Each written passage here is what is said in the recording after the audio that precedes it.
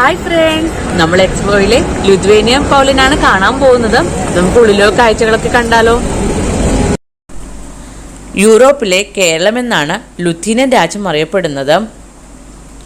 European യൂണിയനിൽ അണ്ടറിലുള്ള Lithuanian രാജ്യത്തിലെ ജനസംഖ്യ എന്ന് പറയുന്നത് വെറും 30 ലക്ഷത്തിന് താഴെയാണ്.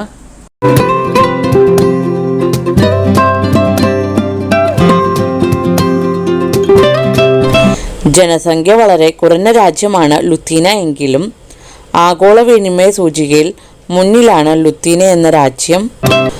ലിത്വേനിയൻ ലാംഗ്വേജ് സംസ്കൃതവുമായി വളരെ സിമിലർ ആണെന്നാണ് പറയപ്പെടുന്നത്.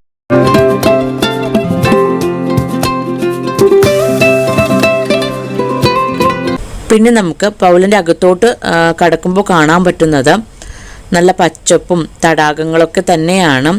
ഇപ്പം നമുക്കിത് നോക്കുമ്പോൾ നമുക്ക് കേരളം പോലെ തന്നെയാണ് തോന്നുന്നത്.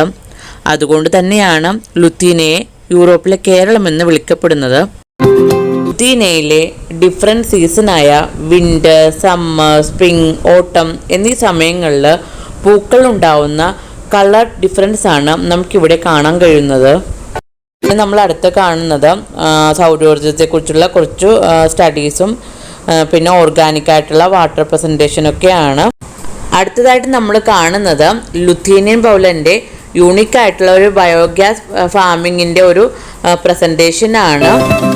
ലോകത്തിലെ ഏറ്റവും ഉയരം കൂടിയ ബിൽഡിംഗ് ആയ ബുർജ് ഖലീഫയെ ചെറിയ രൂപത്തിൽ അവതരിപ്പിച്ചു എന്ന പ്രത്യേകത കൂടി ലിത്വേനിയൻ പൗലനുണ്ട്.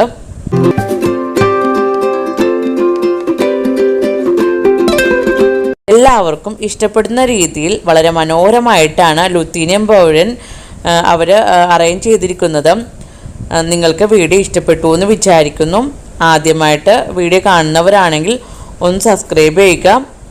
ഇതുപോലെ പുതിയ വീഡിയോയുടെ നോട്ടിഫിക്കേഷൻ കിട്ടാൻ വേണ്ടി ഒന്ന് ബെല്ലൈക്കനും കൂടി ഒന്ന് പ്രസ് ചെയ്യാൻ മറക്കരുത്. Thank you for watching.